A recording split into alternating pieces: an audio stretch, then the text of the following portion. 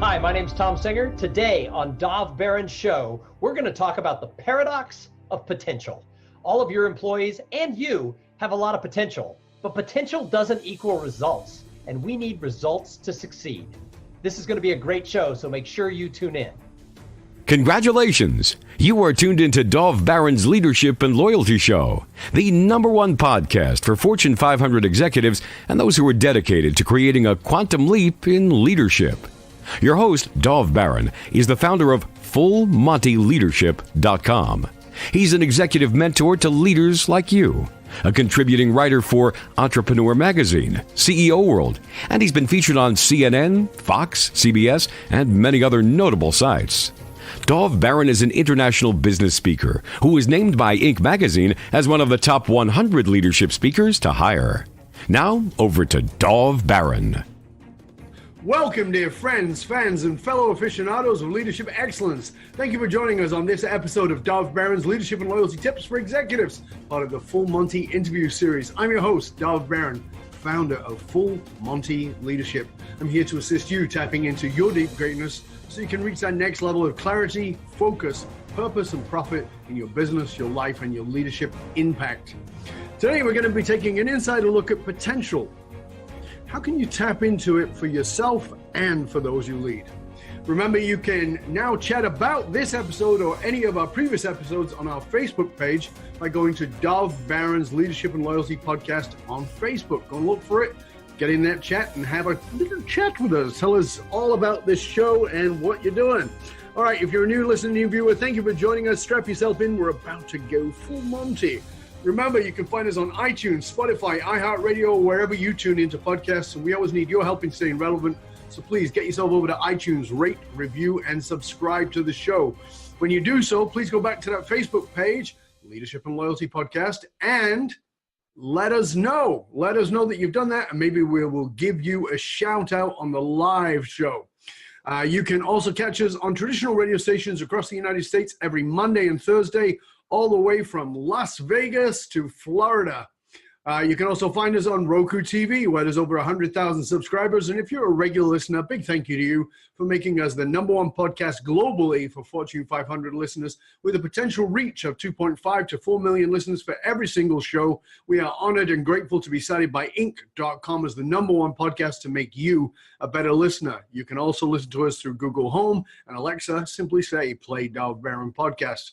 Again, thank you for sharing the show with everyone you know. All right, let's strip it down, dive right in. As a leader, whether you are a CEO, someone in the C-suite, a sales leader, an entrepreneur, whatever it is, a leader in any capacity whatsoever, you know that as leaders, we have to be able to not only tap into our own potential, but we have to be able to find ways to tap into the potential of those that we lead. But what happens when you encounter someone who you see as having massive potential, but not really fulfilling it? Well, stay tuned, because our guest today on this episode is Mr. Thom Singer, and he has mastered the paradox of potential. After a successful sales career and marketing, Thom became a growth leadership speaker in 2009. A decade later, he has brought his high-energy presentations and high-action-oriented content to over 700 audiences. He's known as the conference catalyst. He creates an atmosphere of fun and interaction that lasts way beyond his presentation. He has become the author of no less than 12 books and is host of the popular Cool Things Entrepreneurs Do podcast. His show, he has interviewed over 300 entrepreneurs, solopreneurs, business leaders, and others focused on discovering how the most successful people get further across that gap between their potential and results. And I was honored to be on that show with Thom. Excellent show. Highly recommend you go tune into it. So ladies and gentlemen, please put your hands together and help me welcome Mr. Thom Singer. Bob, thank you. Thank you for having me. This is like a huge honor to be on this show. This is cool. I'm excited to have you on, mate. And some of our listeners don't know is that you and I are friends. We met actually in early 2018 and started doing some stuff together and having some fun together. We always have a lot of good chats. And what I didn't tell the audience is This lad is also a stand-up comic, but we'll get to that. We will get to that. That might be an exaggeration, but we can get to that. But, talking about exaggerations and talking about potential and not tapping into it. And one of the things that around that is I think that when it comes to potential, most people don't realize that the potential they have. And one of the reasons they don't realize it is because they sort of play this, what I call the bullshit humble game. And the bullshit humble game I'm calling you out on. Yeah, and the reason I'm calling you on, the reason I'm calling you out on is I had no idea that you were the author of 12 books. In fact, you have this quote unquote complete airplanes series. When did you write 12 books, mate? And why didn't I know? I don't know. I've written 12 books over the last 14 years, and the couple of them have done pretty well as far as like book sales go. And they've been a lot of fun. They've opened up a lot of doors. I've worked with a couple of co-authors, so I sometimes call myself the Thom Sawyer of book writing, because I wrote a book and then I let other people rewrite it for their vertical, which has turned out to be a great way to extend the brand. Yeah, I saw that with your what is it? Was it Some Assembly Required? Yeah, the first one was called Some Assembly Required, How to Make, Grow, and Keep Your Business Relationships. And then I partnered with a woman named Marnie Lifshin, and she took the book and rewrote the whole thing with all examples for women. And we released Some Assembly Required, a networking guide for women. Yeah, very cool. So when did you do your first book? I want to say it was 2006. So it's been probably 12 years ago now that the first book, no, 2005. So 13 years ago, the first book came out, and I started speaking about that time, went into this full time almost 10 years ago. Right. Yeah. So let's jump into the subject, which is this paradox of potential. We all have had paradoxical elements between our psyche and our behavior, things that are contrary to our own or other people's expectations, or even even our beliefs. You speak about this in the paradox of potential, which is now your main speaking subject. First, before we go anywhere else, tell us what you mean by the paradox of potential.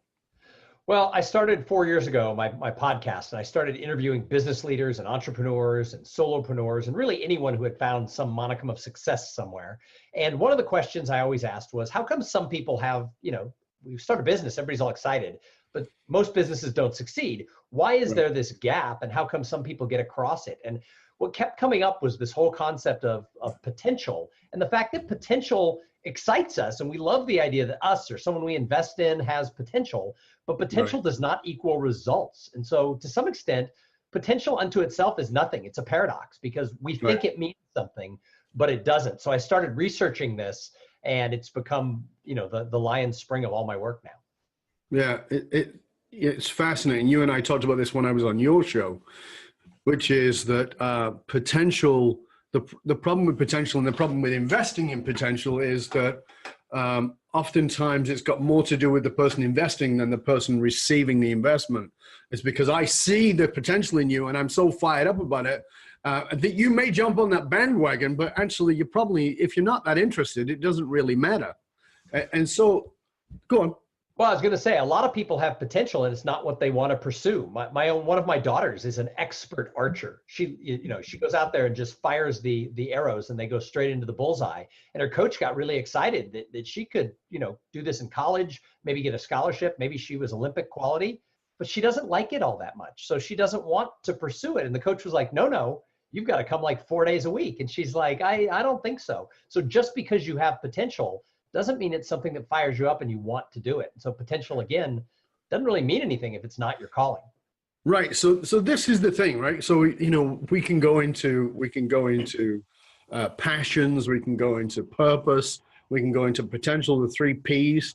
And we're peeing all over the place here. Right. But, you and I have talked about purpose and passion when I was on your show. And then this thing around potential. Do you think that people get pulled into other people's idea? Like you talked about the coach wanting to pull your daughter in, and she was strong enough to say, well, it's not really my thing. Do you think that that's part of the problem for us as leaders is that we often look at somebody and we're pushing them along, and they may be going along, but it's not really true for them. Yeah. And I think that passion's a big part of it. It's funny because the letter P keeps coming up. I have 3 buckets that I talk about that everything goes into, and it's your plan, it's your passion, and it's the people who you surround yourself with. But passion's a big part, because if you're getting up every day and you don't want to be doing something, you're never going to give it your all, which means you're never going to be able to reach that potential, even if you're naturally good at it. So potential doesn't equal results. You have to have so many more pieces behind it. And, I talk about plans. You got to have a goal. What do you want to accomplish? That passion. Why are you doing it? Do you agree it's your thing? And then none of us can really accomplish anything alone. I mean, you have one of the highest ranked podcasts in the world, but you don't do it by yourself. You have an assistant who's really good, because I've been scheduled for, a month to be on the show, a month or more. And she touches base. She makes sure that I'm ready, that I'm not going to cancel. So you don't do this by yourself. You have a team that helps you do this. Absolutely. So what's, when you're speaking about this, when you're working with companies and organizations, tell us how you help them to get past the paradox of potential.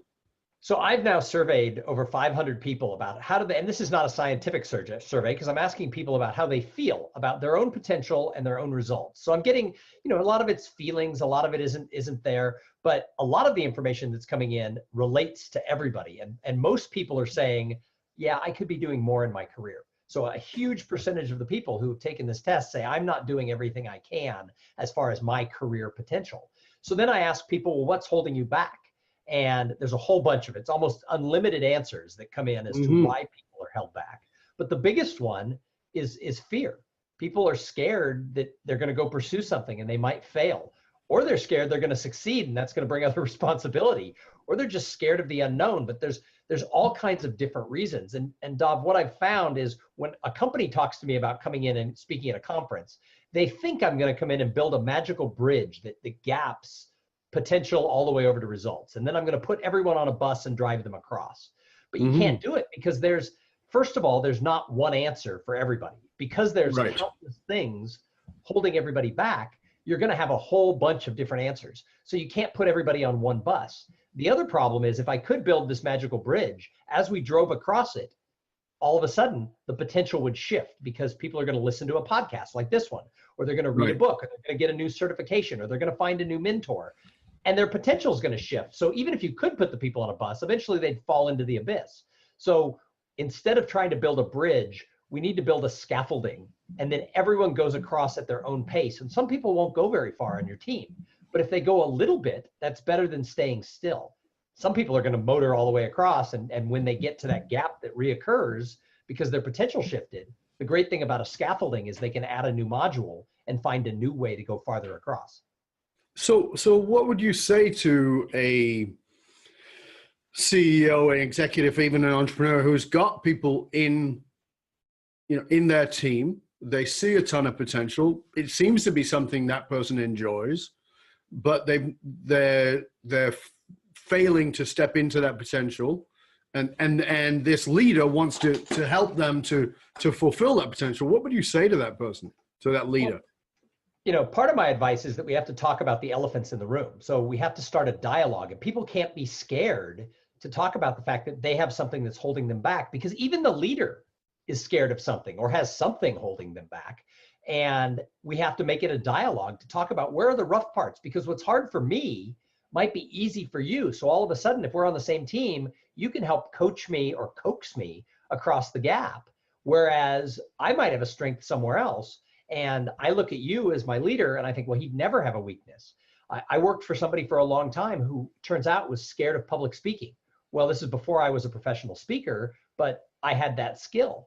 And it turns out the person wanted some guidance, but if they hadn't told me that their biggest fear was having to give a speech to the board of the company or whoever, I couldn't have helped them. So we have to start that dialogue and honestly realize that no matter where you are on that achievement ladder, everybody has something that's holding them back. And that's why looking at this as a scaffolding instead of a bridge or a ladder is better, because if you think of a scaffolding, somebody could be low, somebody could be high, someone could be farther to the left. You can go straight up. You could go backwards if you had to or wanted to or accidentally did. So I would tell people the biggest thing is start the dialogue that it's okay that we all have things that hold us back, and we're all going to need different things to push us across.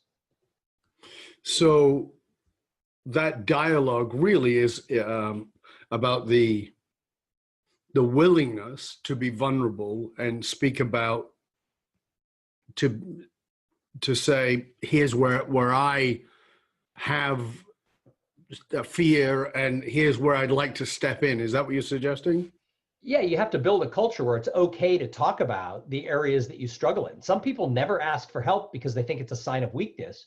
And yet most bosses I talk to say their employees who come and say, I don't fully understand the project, they look at it as a sign of strength because they'd rather they come to them and get the guidance than just jump in and do it wrong. So I think it's starting that conversation and letting everyone on the team know that there's a safe space to talk about it so that everybody can figure out what their own things holding them back are, and then figuring out their own solutions, because there is not a one size fits all for this problem within a team. So it's about the individual, but it's also about the company. So Dov, 70% of the people that I've surveyed, over 70% are saying, don't tell my boss, but I'm not doing everything I can. And as I tell people, it's not a scientific survey. So what if my numbers are wrong? What if it's not 70%? What if it's 50%? And what if 50% are everybody who works for you honestly believes they have more potential than they're delivering? Wouldn't it be great to get everybody to take at least a few baby steps? Because that would, if half the people can just do a little bit to move farther, that's going to propel the whole organization. So let's break it into pieces now, because what we've got is we've got potential being fulfilled, whatever that means. We've got potential not being fulfilled, whatever that means. We've also got potential in a separate category, which is not fulfilled because I don't give a crap, right? It's like, you see this potentially me, i.e. your daughter and the coach. You see this potentially me to be whatever it is, but I really don't care. Then you've got potential being fulfilled, but it may be that no one else knows the true potential. And what I mean by that is I might be fulfilling my potential over here, but there's a whole other category that I don't show, right? Because here's the thing about human beings, we love to show our strengths.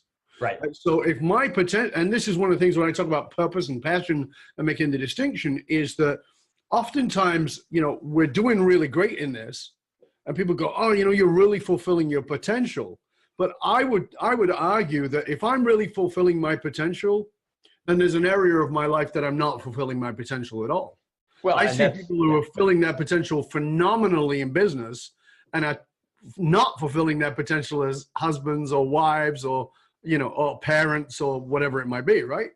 Right. And I focus on business because I'm going into the companies. But the reality is this applies to every area, even to a hobby that you have. We talked about my doing stand-up. I have potential to be funnier. I get laughs. And so it's the same thing. There's potential there that I've got to learn how to get farther across that gap in order to improve. So it translates, just like it translates from the individual to the whole team. This whole thing gets us wrapped up really quick. This is a real area. But nobody likes to talk about where they fall short. You said it. People want to talk about their strengths. We can talk about your strengths all day long. But if we start looking at what's holding us back, that's how we find solutions. So where did you begin to recognize that you were living the paradox of potential? Well, I probably have always been stuck in the fact that I had a really high potential and came up short. I was a sales and marketing guy for 20 years in my career, and I did extremely well. But what happened is my ladder was against the wrong wall. I sort of wanted to work for myself, but I never knew what that was going to look like. And I sort of had this entrepreneurial bent, and I loved speaking, but I never had the guts or the balls to go put my ladder against this wall. And so what happened is I was chasing other people's dreams, and I ended up what I call, from interviewing so many people, the term I use is it's really easy for people to get stuck in the high middle. And anybody who's listening to the show who's a manager, you probably have a lot of employees where they're doing really good. It's really hard for them to come to you or go to their wife or go to their siblings and say, I should be doing more, because they're already driving a Mercedes and they live in a nice house and their kids are in private school. They have more potential. They know in their heart they have more potential, but they've just hit that high ceiling. And I call it the high middle, because if you're stuck down below, there's a lot of people you can go get mentorship from. But the higher you get, the lonelier it is. So if you're in that high middle, maybe you're not CEO or in the C-suite, but you're just under it, everybody else around you is like, wow, you're crushing it. And who are you going to complain to? So, people feel that they're stuck. And I think that's where I lived for a long time. And then when I went into my speaking career, I had a lot of success early on, and I think I got stuck in the high middle again. And for me, a couple of years ago, when I started researching this, I had something happen in my personal life that really sort of was an aha moment. And that is, I ended up, my daughter challenged me to run a half marathon with her. And I used to weigh 30 pounds more. And I had never been an athlete. In fact, the coach in junior high had a nickname for me. When you'd run the 440, which is like the lap around the football field, I was slow, I was chunky. The faster kids could almost lap me, and they would try to. And the coach called me lard ass. Now, yeah, that's lovely. So what does that do for the mindset of a 12-year-old, right? I just assumed I was kind of the chunky kid and I would never be a good athlete. I was used to being picked last in sports. Sure. So my belief was I wasn't a runner. I was never going to be able to do this. Plus, I was almost 50 and I was carrying around a little bit too much weight. I wasn't fat, huge, but I was chunkier. And sure. my daughter asked me to run a half marathon, and I told her I can't. I'm almost 50. I have bad knees. And she challenged me that if you could run a mile, which I don't think I had ever done in my life, you could run a marathon through interval training. And she just wanted me to do a half marathon. So I started training for it. And as I got to the point where I could run about 3 miles, I told her I could do this. And her answer was, I don't want to do that anymore. And so she sort of left me out to dry, and I ended up doing the training by myself. And, but 2 years ago, I completed a half marathon in Austin, Texas, and I lost 30 pounds along the way. And what I learned through that was I always had the potential to run a half marathon. I always had the potential to lose the extra weight.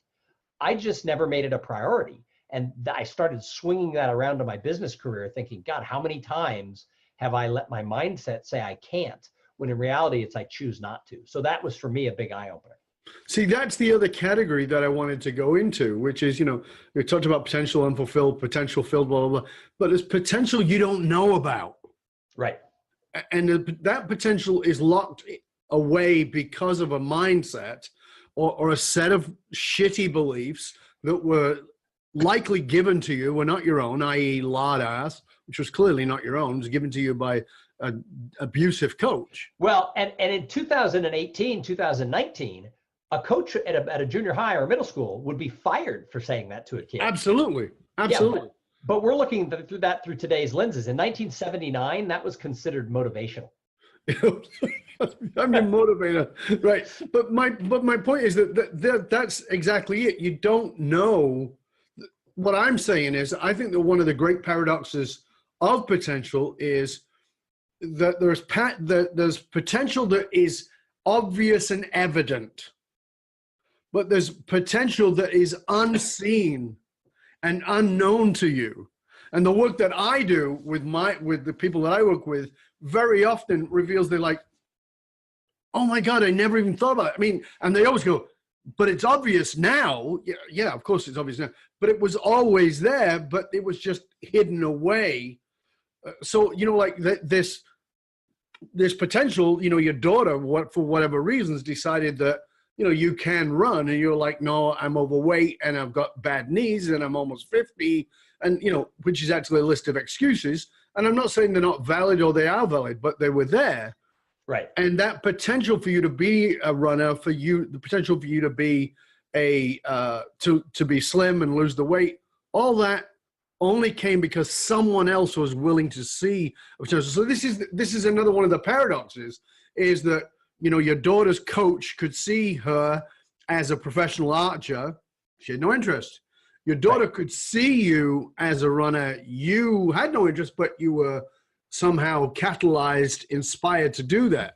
So for me, when I'm looking at this from the position of people who are leaders, is that feels like a very tricky line, because I don't want to push people into shit they don't want to do, but I want to encourage them to do things that they've never even considered.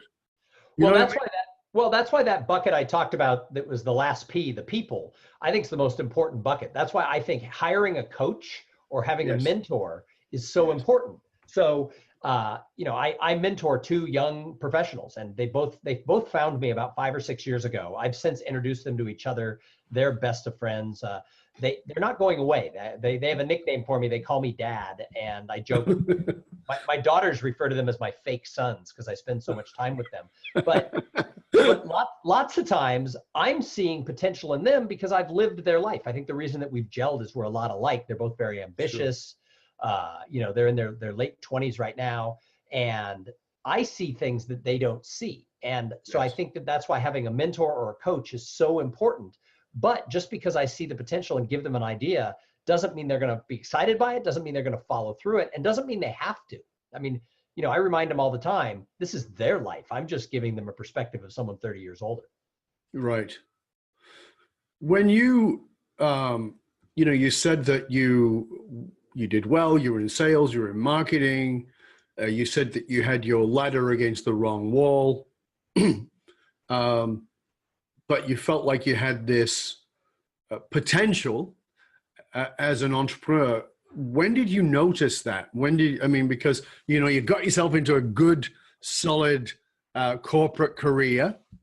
When did you notice that you had this entrepreneurial side? Because it's somewhat contradictory. I think I always sort of had it. I think that's why I went into sales. I sort of like the eat what you kill thing. I was a 100% commission salesperson for a long time early in my career. And then I moved into sort of a salary plus type jobs. And then I moved into marketing positions with bigger companies. But I think I always had this desire to just trust myself, but I didn't actually have the trust. I didn't have a mentor. I didn't have somebody who was validating that potential. And but what happened was, if you're in sales and marketing, you tend to go to a lot of conferences. And I would go to these conferences and I would watch the speakers. And I don't mean the famous ones. I don't mean the speakers who like Colin Powell or someone who we all know their name. I'm talking about the speakers who had come out of corporate America and just decided they were going to become teachers and trainers and guides and speakers. And I would watch them on stage while they would deliver their 1 or 3 hour program.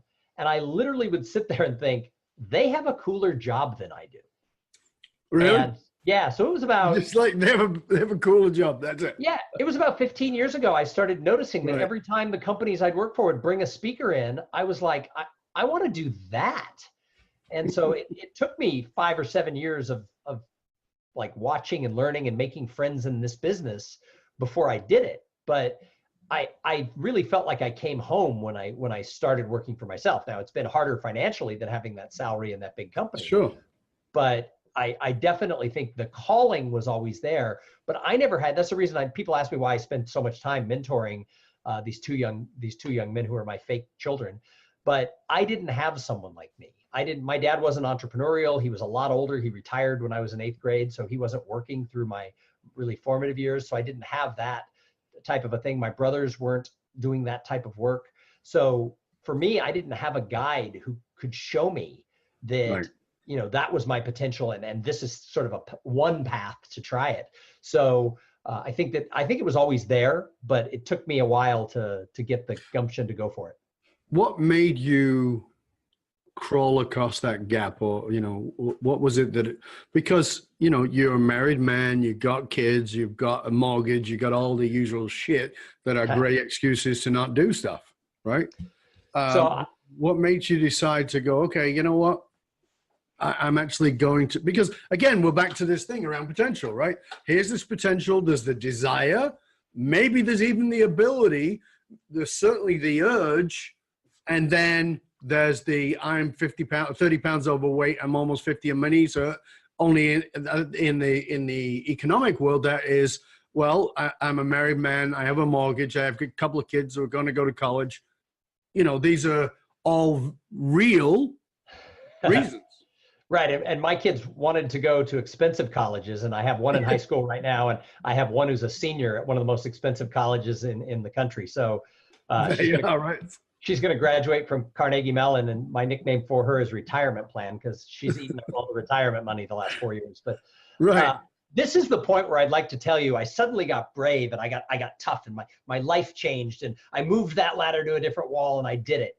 But that wasn't really what happened. I was planning. I had worked a way into my career in marketing where I started training. I was the marketing director for a lawyer, and the managing partner let me start training the lawyers on sales skills. And the lawyers loved it. So I was doing it as part of my job. And then I went to a bank, and I was in marketing for a bank, and I worked that same thing in. And then business development for a consulting firm. And again, I was training the consultants how to network and get engaged in the community and help build the business. So I was doing it, but I was doing it under the thing of my job. And I knew I was good at it because of the feedback that was coming. So I told my wife I was going to save up a big pool of money, and then I was going to take the leap. And long before I ever got the money saved, the recession hit. So I got laid off on April 1st, 2009, which arguably was the worst month of the whole recession. The bottom, they say, was April 2009. There were no jobs. There were no marketing jobs. There were no sales jobs. Everybody was being laid off. And so I had no choice at that point but to go out and try to rub two nickels together and scrape some speaking opportunities and training opportunities together. And fortunately, I'd already been doing it on the side. And I mean, it took 3 years to get back to a salary we could live on, but, or an income that was equal to the salary we were living on. But I got pushed out of the nest and had to scrape my way out. It's interesting, isn't it, Thom? Because I think that's the truth. I think that many of us cling to what's comfortable, and we don't really fully step into our potential until something punches in the nose, something pushes us off the edge and says, okay, you really don't have a call. You don't have a choice anymore. But by that time, I believed I had the potential. I knew I was a good trainer. I mean, everywhere I went, it wasn't just people saying great speech, because, we live in a polite society. You speak, you've seen a lot of mediocre presenters and audience members come up and say great speech, because what else are they going to say? Oh, that was highly mediocre. We live, people are nice. So they say, everybody thinks they're a great speaker because audiences always say great speech. But what I learned is it's when they come up and say, what else can you do for me? When they say, can I hire you to bring you in to talk to doctors? Hey, would that same topic work for real estate people? So when they're coming up and trying to get more from you, that's when you know you did something good. So I knew I was good, but it was a matter of having to hang out the shingle full time and really go for it that sort of changed my life, because the potential was there, but then I had the fire under me, and I had the passion to do it. And I had a plan, and I had the right people, and so I made it work. So what was one thing that you did for a long time that actually blocked you from fulfilling your potential, from reaching the level of success that you've already had? I think it's that mindset and that internal self-talk. I was always one who had a million excuses why it couldn't be me. You said it when we started the show. It's the people who, take that humble pie and say, oh, I'm not really this, or I'm not really all that.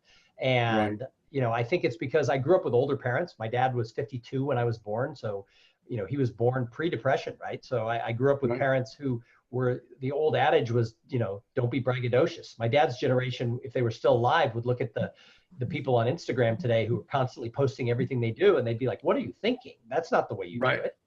Exactly. And that was the example. My dad worked for an insurance company. He was a great man, but he wasn't entrepreneurial. He worked for an insurance company for 40 years and retired and got a gold watch.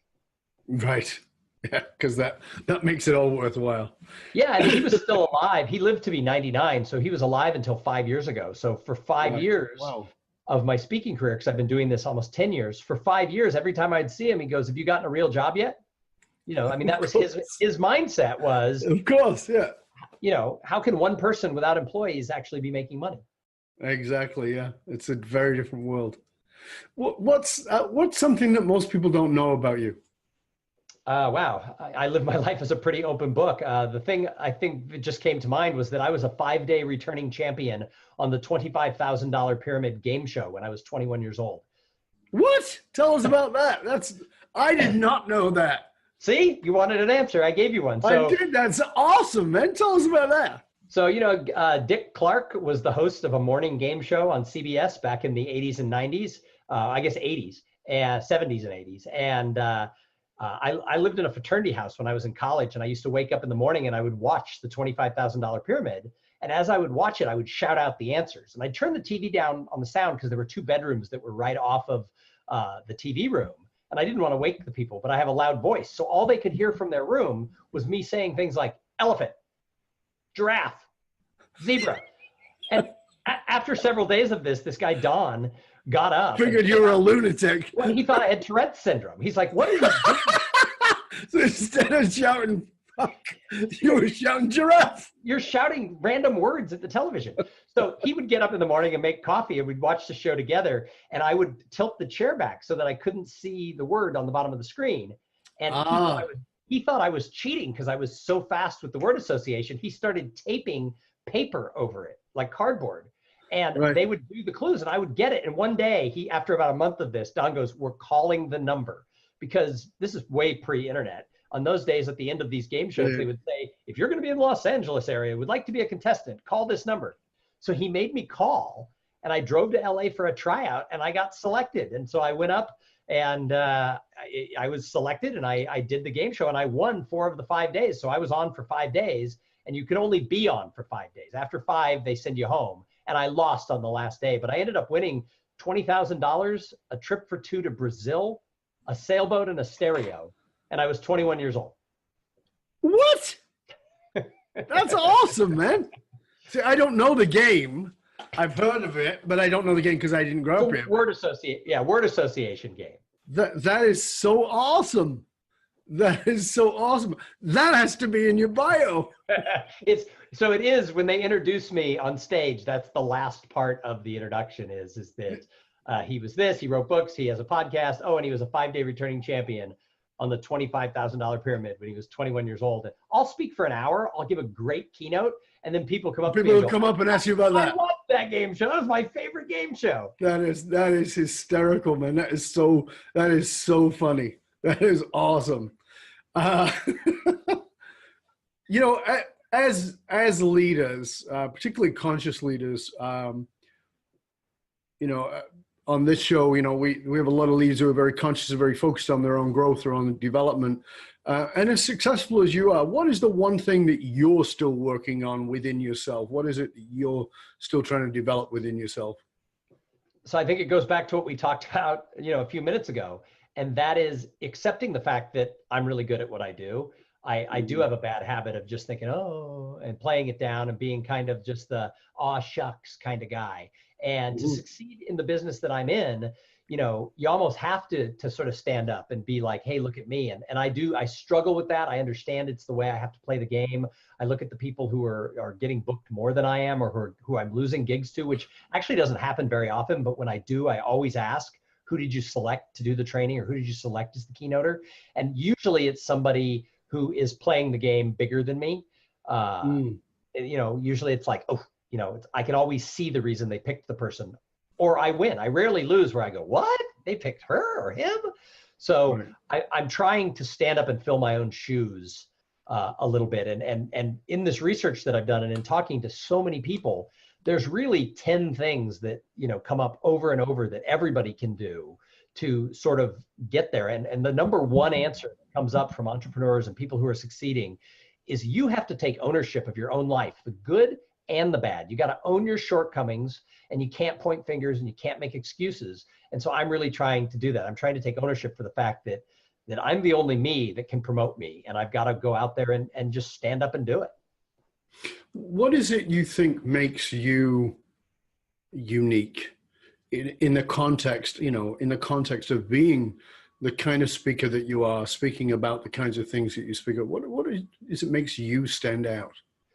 I've asked this question of my clients, and one of the things they say is that you're the same person on stage that you are when you're sitting in the bar having a glass of wine with me. One of my college friends, I spoke to a large mortgage company. They had their sales meeting for their top performers, and they had 900 mortgage brokers in the audience. And one of them was a guy I went to college with. He was a few years younger than me, but he had been in my fraternity. So when he opened up the little program to see who the keynote speaker was, it was my name. And his first thought was, God, I went to college with a guy named Thom Singer. And then he looked at the picture, and I still look similar enough. I still have my hair, and he was like, oh my God. So he, before I went on, he climbed out of the audience and came running over to the side where I was standing. And he was like, oh my God, give me a big hug. And then after the speech, he had texted all of our friends and had said, he's the same guy he was in college. He tells stories the same way.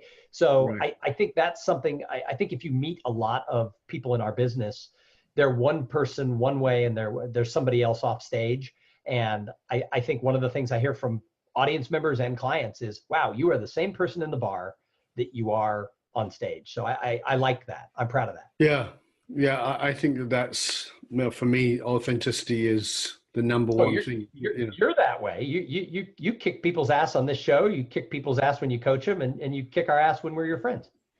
Yeah, I mean, for me, it's it's an act of love to talk about whatever the elephant is in the room for that person, and be willing to step into that with them. And so often people are so busy being freaking nice that they don't actually serve anybody, and it's really sad. Right? It's really sad because, as you said, we're a polite society, at least on the surface. At least, on the surface of it, we'll say, "Oh yeah, it's very nice." Meanwhile, bless their heart. Yeah, bless their heart. Meanwhile, we might have tiki torches in the shed, but but generally, people are nice, and I think it's important to have that level of authenticity. And talking about authenticity. In a world, where we are terrified to offend everybody, I want to ask you a question. Uh-oh. What's your bravest opinion? My bravest opinion? Yeah. So in other words, this is something that's not going to be not particularly going to be politically correct, but it's actually something that Thom believes. Thom thinks is, that you have a strong feeling about. Because I think one of the things that we're missing in leadership today is that we have people with strong opinions and a lot of strong negativity who actually do have a big voice, and people who are good, decent people like yourself who are being quiet, who are not speaking up, and we need that to come forward. So what's your bravest opinion? I think, and I think it's, first of all, I'm a centrist, so I get, I take the middle road on politics, so I piss both parties off pretty easily. But I think this whole thing around fake news, I think the problem is both sides do it. And I think the problem is both sides point the fingers at each other. But I think the truth of the matter is we have to get over the fact that just because I have a belief, I'm more right than you are, or more correct, not more right, left. I'm more correct than you are. And I think that every time we say they're wrong, we have to step back and say, where's my side wrong? And we never do that. You never see anyone do it. I could pick either side of the political spectrum and I could have an argument with you, and the person will always point fingers. And I think that if we don't get to the point where we realize that our own side has a lot of flaws and I'm willing to go out front with those, we're never going to solve these problems.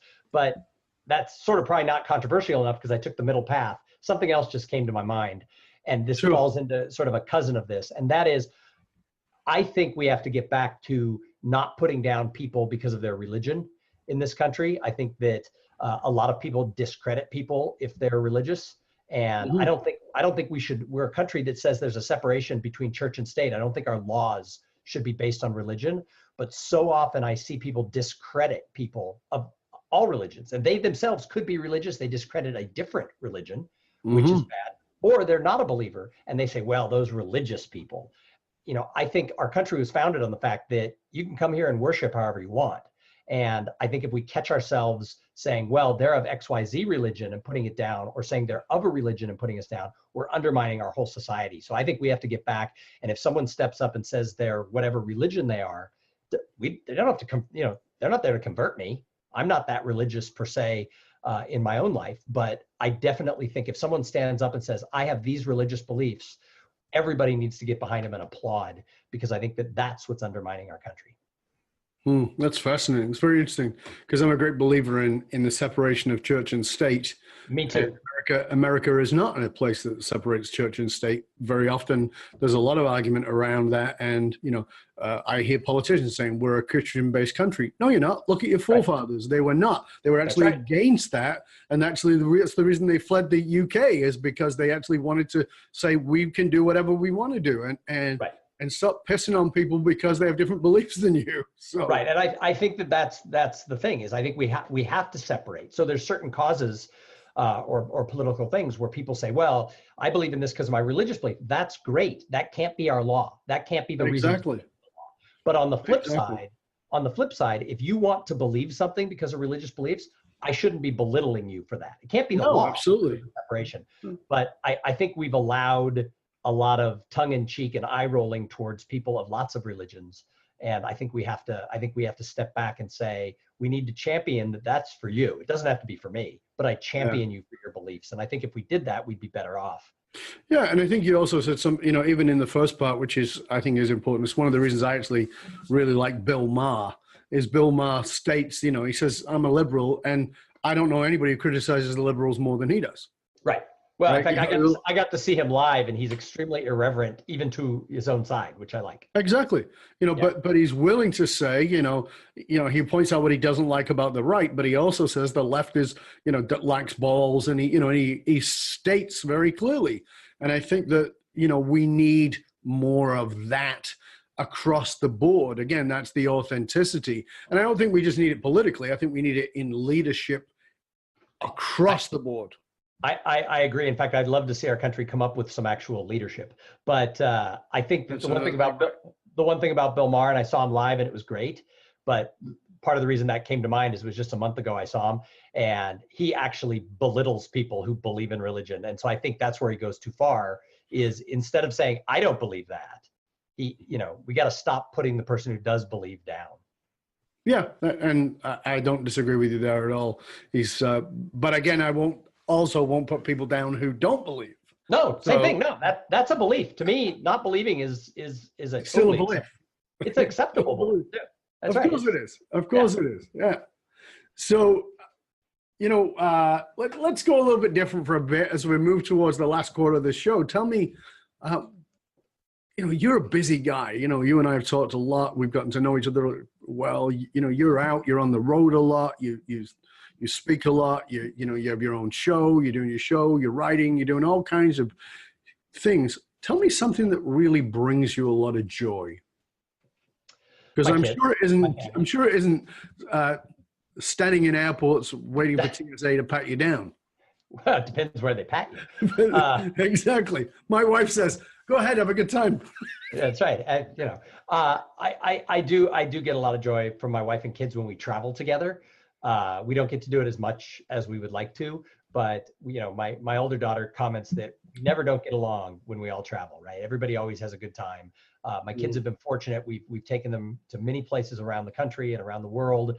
And I get joy like when it comes up, like they remember a trip to Italy when they were 7 or something like that. I like that type of an experience. When my high school kid goes off to college, my wife will start traveling with me more. When I speak right now, her responsibility is still, we have a kid at home. True.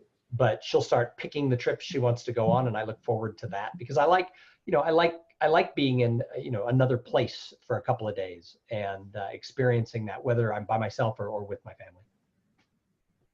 What is it that keeps you sane when you're on the road? Booze? No. I think, I don't have a lot of people complain about being on the road. I don't know, because I don't have a problem with it. I like getting there. I mean, I have status, so security is not a problem. I sort of breeze through security. I belong to the Admirals Club, so when I'm in major airports, I have a place I can go sit. So maybe it's that. Maybe it's the status stuff that makes travel easy, that makes it easier. But I don't have any insanity when I'm on the road. I used to read a lot. Now, as my eyes are getting a little older and I have to wear specs when I read, I listen to a lot of podcasts. I like to learn while I'm in downtime. So on airplanes, I used to read. Now I listen to sort of motivational and business podcasts. But I don't think I go insane. I'm a pretty even-keeled guy. Right. That's interesting. So what is a guilty pleasure for Thom? Food and drink. I like red wine, and I like anything with a lot of sugar and wheat in it. And so I have to be careful on all those accounts, or I could put the 30 pounds back on pretty quick. But I do like a good glass of red wine and maybe a piece of chocolate cake with it.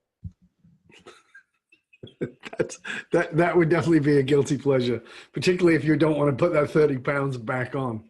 Now, then I have to go run 5 miles.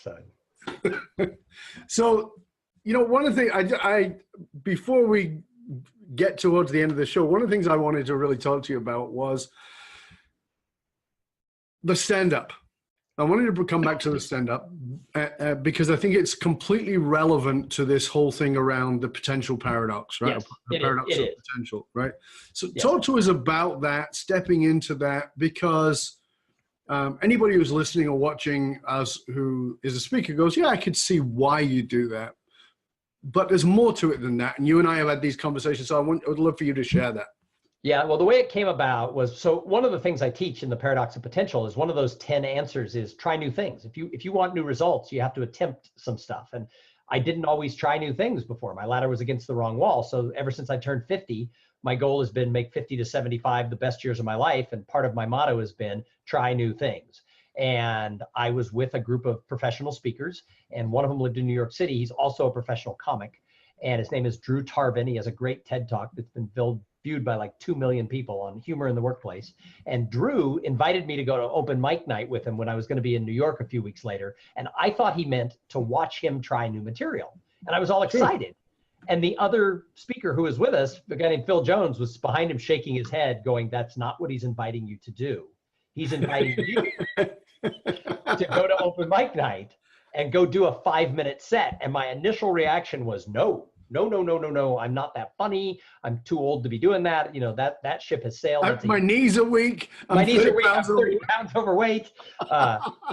You know, I have a mortgage. I don't know. It was that type of a reaction. And of course. You know, and they were like, don't you try new things? And I'm like, oh, shut up. You know, so I decided. I hate it when people throw your own shit at you, eh? Oh, it's horrible. So I decided that I would go, and I wrote a 5-minute set, and then I met Drew about an hour beforehand, and he coached me a little bit on how to do stand-up versus like speech humor. He looked at my 5 minutes and he said, this is funny for like a keynote speech at an insurance company, but he gave me some tips on how to be more punchline-y for stand-up, and I did it, and I was okay. I mean, if you look at the whole evening of all the comics who were there, I was in the middle somewhere, and I liked it, and I learned a little bit about myself, putting myself out there and trying it. So I made a commitment I was going to do it again. And I did it a couple of more times. And then I started to see that to really gain the value out of this, I was going to have to do 100 open mic nights. So fast forward 6 months later, I mean, I only started this last March. I've done 20 tonight when I go, it'll be my 27th open mic night in 6 months. And I do it when I'm on the road. If I'm in a city, instead of sitting in the hotel room and watching Netflix, I Google Phoenix open mic night Tuesday. And I see if there is one. And I just take an Uber over to the club or the bar where it is. And I do it depends on the club. They give you a 3 to 5 minute set. Sometimes you show up, you're not guaranteed to get on, so you just watch other people. But I've been able to do it 27 times. And it is, having given now almost 800 speeches, it's way harder. Getting up and having to have a laugh and having to have a purpose for every humorous thing. It has to be wordsmithed to keep it within 3 to 5 minutes. It's really hard. But on the flip side, it's making me a better speaker because I am much more comfortable riffing and playing with audiences. And I do master of ceremonies work, and I'm way better at that because I now just go on stage and I have a plan, but I now can do sort of audience play that I never could have done 6 months ago. So I'm probably not going to stop at 100. It'll take me a year and a half or so to get to 100. I'm probably going to keep doing this, and I probably want to go and do a show at some point with like 10 or 15 minutes worth of material. Is there a theme to your comedy? Right now, I tell a lot of stories about my family. So it's a lot of stories about having an older dad, things I learned having an older dad, now being older. One of my jokes is that, you know, my dad was 52 when I was born, and he used to introduce me to people as a surprise. And then when the people, you know, he'd say to the people, you know what a surprise is? He'd say, that's an accident that worked out really good. And then I have a punchline that comes off of that, you know, a couple seconds later that's, you know, I tell him when I was 7 years old, I go, Dad, quit saying you're an accident. It's not the right thing to tell your kid that he was an accident. And I don't want to think of you and Mom having sex. So it's a lot of stories about my dad or my own kids. Right. And then lately, just a lot of observational stuff. You can learn a lot about the generations if you watch television commercials, like all of the millennials. If you watch only television commercials, you think millennials only date interracially. And Generation X, all they do is shop for in-home healthcare for their parents. And the baby boomers, if all you do is watch commercials, you think they all have Hep C. So that's, you know, I don't think Seinfeld is worried about job security yet, but that's sort of the direction. Not yet. Yeah. Come back to center. That's Come right. away from the microphone. Oh, sorry. I was leaning in. You were. You see, you were doing stand up. You're leaning into the mic. Yeah, that's really cool. You and I mean, you and I had talked about that. I had went to an open night like one night and watched these people who were pretty awful, and thought I could do that. I'm funny, and you know, and it was and they said. It was a 7-minute set, so it was a long time ago. It was 25 years ago. It was a 7-minute set. You could get 7 minutes, and I blagged to the guy, the manager, and got him to give me 15. I'd been a speaker for years. Exactly, right? And I went away and I wrote it and, you know, did the whole thing, and there was some funny stuff in there. I'm certain of it. I don't know where the material is now. But I delivered 15 minutes in 7 minutes. So fast, I never gave anybody any time to laugh, died to death. But unlike you, I didn't go back. And now it's one of the things that, you know, there's not many things in my life I regret, but that's one of the things I regret is that it's not too late. Come with me. We'll go. I'll take you down. But I haven't got my 7 minutes anymore. But it's that same thing. It's, you know, it's that pushing yourself to do something extra. And there are those parts of us that we don't really fully tap into. And I love comedy. I mean, people say, well, I love comedy, but I always feel like, yeah, everybody loves comedy, but not everybody gets comedy. I think it's a different thing, right? It's a certain. It's hard. I'm trying in my life. I'm trying to go out and find the funny a little bit more, and I can find funny situations, but actually crafting a punchline out of them, it's still beyond my reach. I mean, not beyond my reach, but it's still really hard. And so I keep a notebook with me all the time and I write down funny situations or something my kids say. But the people who are really succeeding in comedy, when I told one guy I did 27 open mic nights or 26 in 6 months, he did 26 in the last 2 weeks. So he literally goes to a 7 o'clock, a 9 o'clock, and a midnight open mic night. And then the next day he hits 2 more. So he does like 14 a week. And I'm like, yeah, I got to get home to my wife and kid. I can't do that. So yeah, you know, that's the thing, right? That's a lifestyle. Yes, you know, and the guy I talked to wants to be this the guy I was talking to last week. That's his goal. He wants to be. That's how he wants to make his living. Right, and great. And that's the thing is this a refinement of something I'm doing in my career, that will add to that, or is this something I'm doing as a career? It's vastly different. You know, as we come towards the end of the show, Thom, I want to ask you. You know, in the context of getting over this paradox of potential, in the context of helping our viewers, our listeners, our leaders fulfill not only their own potential, but really help other people to fulfill in theirs, can you give us a couple of really practical tips that people can put into action, preferably in the next 24 hours, but certainly in the next 5 working days ago, okay, I'm going to write a plan, and this is what I'm going to do to really fulfill that potential? Well, I think the first thing you just said is write a plan. I think being a goal setter is really important, because if you don't know what success looks like, if you don't know what you're chasing, you won't know which decisions to make. We're all bombarded daily with choices. And when you have very clear goals, it makes it really easy to make the choices to, does this bring me closer to the goal or farther from the goal? So tonight I had 3 things that I could choose to do. And on Monday nights, I go to this open mic night near my house. And I had 2 other opportunities that I could do, but I want to get to 100 open mic nights. So if I don't go, and I didn't go last week, it's going to take me longer to get to 100. So I chose to go to practice that craft tonight. So if you have goals, it makes it really easy to know which choices to make in life. So that's the first thing. The second thing is connect with people. I know a lot of people think networking skills is, oh, that's fluffy. Everyone knows how to network. I don't think so. I think very few people really know how to build relationships for the long term. And it's not just about who can help you. It's about who can you help along the way. And then people, the mistake they make is they want to keep score. Oh, I helped Dov. He didn't help me. Well, Dov might not be the one who's going to help you, because the real givers are watching. So if you're out there helping, someone else will come along and sprinkle that opportunity at you. So I think that, and then I think the last thing that I would say sort of in this is, you've really got to believe you can do it. If I didn't believe I could make a living as a speaker, I never would have.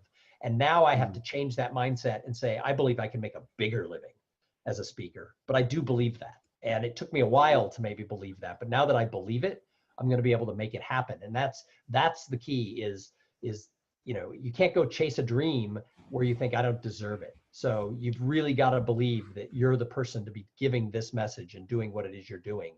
Because if you don't believe in it, other people aren't. We all sit around waiting for validation, and it's like waiting for Godot. It's never going to come. What keeps you going when the feces hits the fan? I love what I do. I feel very fortunate to be able to stand up in front of an audience. I spoke to a group of hospital administrators and doctors last week. They were at performing a performance improvement conference, and we used the paradox of potential as their opening keynote. And throughout the day, they were coming up, asking for clarification and wanting notes, things to bring back to their teams. I love it. I like the fact that I'm sharing ideas that people want to know more about. And I realize there's a lot of people out there who would love to get paid to speak, and I do. So that really keeps me going, that I'm living my dream, and most people probably don't get to. Yeah, that's pretty awesome. Incredibly blessed. Is there anything you'd like to share with our listeners, our viewers, before I ask you to tell them where they can find out more about you and your fabulous podcast and your speeches and all the rest of it? Is there anything, one message you'd like for them to really get? Yeah, and that is, that realize that if you manage a team, if you're a leader of a team, there is no magic fairy dust that can be sprinkled across everybody to get everybody to move at the same pace. So treat every single person as an individual. And if you can get everyone just to take, if there's 10 steps across the gap, if you can get everybody to take one step, that's way better than if everybody takes no steps. And realize that Sally may only go one step across, and Bob may only go two, but Mary may get the fire under her butt and go as far as she can and push her own potential farther out, and she becomes your superstar. Celebrate all of them equally, but realize that everyone's going to move at their own pace. Absolutely. Very good. Fabulous. Well, this has been great, Thom. Thank you so much. Please tell our viewers, our listeners, where they can find out more about you, where they can tap into the resources that you offer, and of course, all about your podcast and potentially having you speak for them. Sure. Well, everything is, I sort of have a central hub at thomsinger.com. That's THOMSINGER.com. Although I'll tell you a little secret, if you go to thomsinger, TOMSINGER.com, that should reroute you to Thom with an H. So thomsinger.com, you can find my podcast there. I recently did a TEDx talk on, how you can tie your entrepreneurial venture to charity in sort of a unique way. I call it the art of giving small, and I'm really proud of that message. So you can find that at thomsinger.com, as well as all my contact information and everything else. That's it. That's the places to go. And as you can see behind Thom, if you're watching this on video, Cool Things Entrepreneurs Do is his podcast. It's a great podcast. You've got over 400 shows now, right? Yeah, I think, well over 400 now.